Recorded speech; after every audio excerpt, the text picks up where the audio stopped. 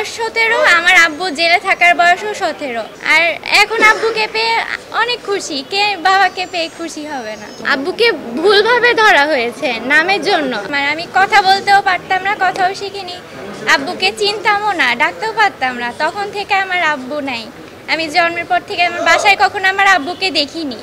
আমার বয়স 17, আমার আব্বু জেলে থাকার বয়সও 17।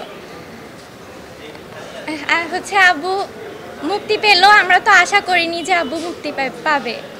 আমাদের দ্বিতীয়ভাবে দেশ স্বাধীন হলো, পরিবর্তনের কারণে আমরা ন্যায় বিচারের আশা করেছি। হ্যাঁ, আর এখন আব্বুকে পেয়ে অনেক খুশি। কে বাবাকে পেয়ে খুশি হবে না? তোমার নামটা বলো। দেখা হয় বাবার সাথে আমি যখন ক্লাস 6-এ পড়ি তখন একবার দেখা হয়েছে জেলে। কোন ক্লাসে পড়ো? এখন আমি ইন্টার ফার্স্ট ইয়ারে পড়ি।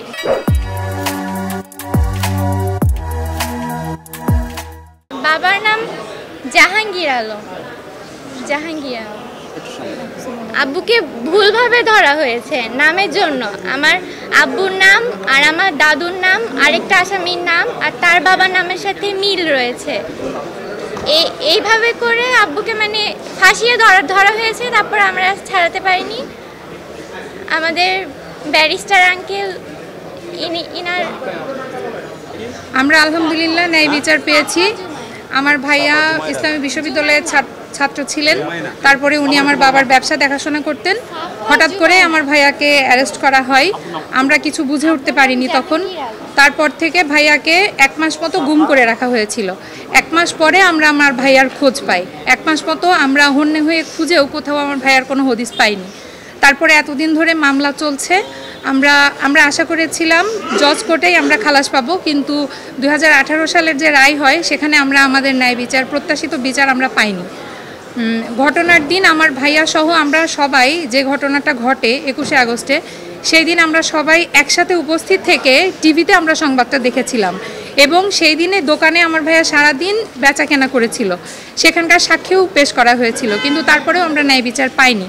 দীর্ঘদিন পরে হাইকোর্টে আপিল করার পরে আমাদের বিজ্ঞ আইনজীবী উনি আমরা সহায়তায় দেশের পট পরিবর্তনে আমরা ন্যায় বিচার পেলাম। ধন্যবাদ মানে সবাইকে। আমার নাম হচ্ছে দিলারা বিনতে কাশেম। লাস্ট একটা কথা বলি, আপনারা এই মামলায় জজ মেয়ার নাটকের কথা শুনেছেন।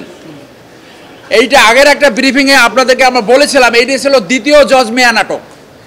তাকে 4টা গ্রেপ্তারের তারিখ দেখানো হয়েছে। গ্রেপ্তার করে যেমনটি শুনেছেন 1 মাস তাকে গুম করে রেখেছিল। এবং 5ই আগস্টের আগে একটা ব্রিফিংয়ে আপনাদেরকে বলেছিলাম এইটা ছিল দ্বিতীয় জজ মেয়ার নাটক।